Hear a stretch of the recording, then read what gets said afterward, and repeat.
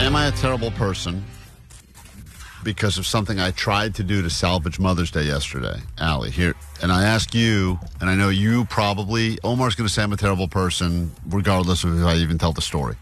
Mm-hmm. You, Allie, will potentially have my back. You're the only one. Everyone else, That's what you said? You want to hide the finger?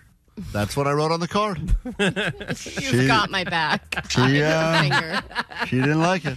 I don't know what you're about to say, but I do know that you were working very hard in Vegas to try and have something set up. I had a thing set up. So I even without knowing what it is, I kind of do have your back because I know you were making an effort. Did you end up flying out earlier, too, on Sunday morning? Yes. So that we could be with our families, We ended up doing maybe the greatest sacrifice you can do, and I include anything a soldier has ever done. Waking up still drunk. Waking up at 5 a.m. to get on the first flight out so you can get back. I mean, I'm telling you right now, listen.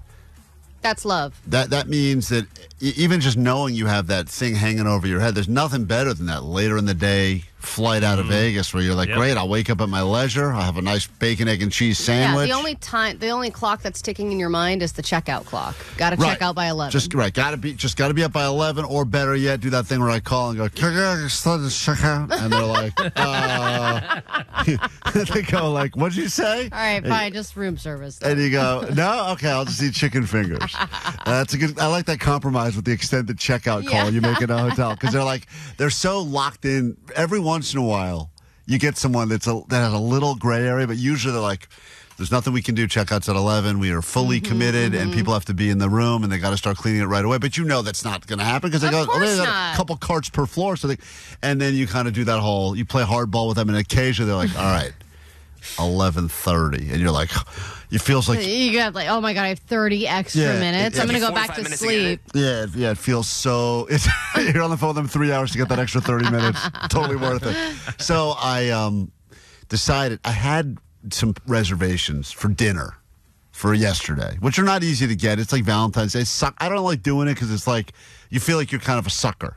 Of course, yeah. And then the prices are always double or triple. Sometimes. And then there's even less options. If it's a brunch, absolutely. There's like 3 things on there you can pick from. If any restaurant is offering some sort of something with mimosas, you just got to go somewhere else because you can tell they're really going to stick it to you. As a mom, I just want to say I hate mimosas. Good. Let's put an end to that.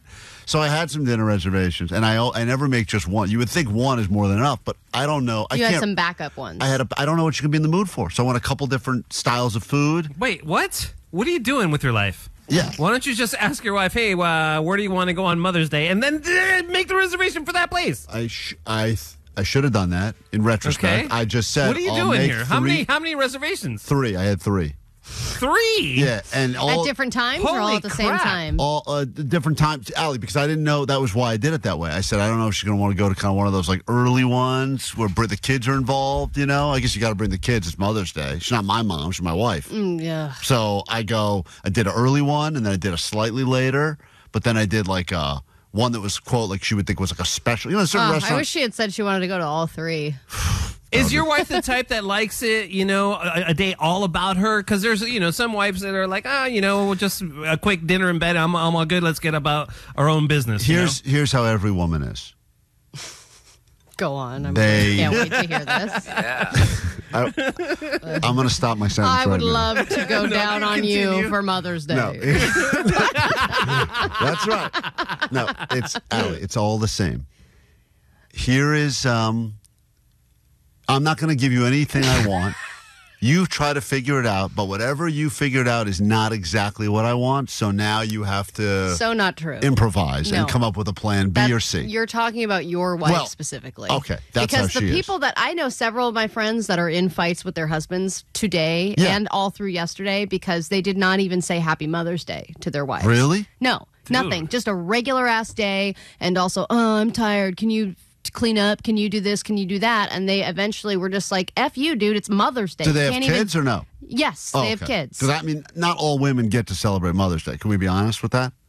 What do you mean? Well, you mean like every woman, even if they're not a parent? Well, I'll put it this way. We had someone that reached out and said that they were doing something special. And we're like, does she have kids? And my wife's like, she has 2 dogs. I'm like, that doesn't count. She doesn't get Mother's Day. 2 dogs. Absolutely not. So what is that about? So what, she's taking herself out, or she was expecting everyone else to join her? No, she was doing something special for herself because it's Mother's Day and she has 2 dogs. Well, I mean, no one else is going to do it. Didn't our boss send an email over the weekend? Oh, I saw that. To the fur moms or whatever. Oh, the furry shut moms up, boss. or something like Fur, that. I'm sorry, there's no fur moms that are included in this, dude. No. I'm a pretty lady. It's way more difficult to raise a human being. So long and short of it is I land yesterday. I get back pretty early. And I think to myself, between the airport and my house, I'm going to probably see 50 people on the side of the road selling flowers, which is great because all I got to do is buy some flowers.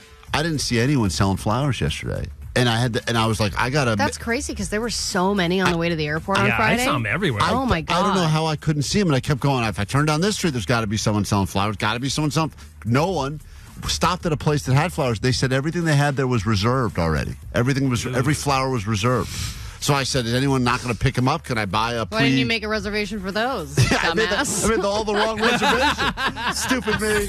Hey, thanks for checking out some of our radio show on KROQ. Just between you and me, we're about to fire Allie, so hopefully you didn't get used to her too much. But thanks for checking it out, and we appreciate you checking out the live radio show. And Hey, what are you guys doing? nothing. But you're filming something. Aren't they supposed to be involved in this? We're not filming anything. There's a camera right there. Just part of the.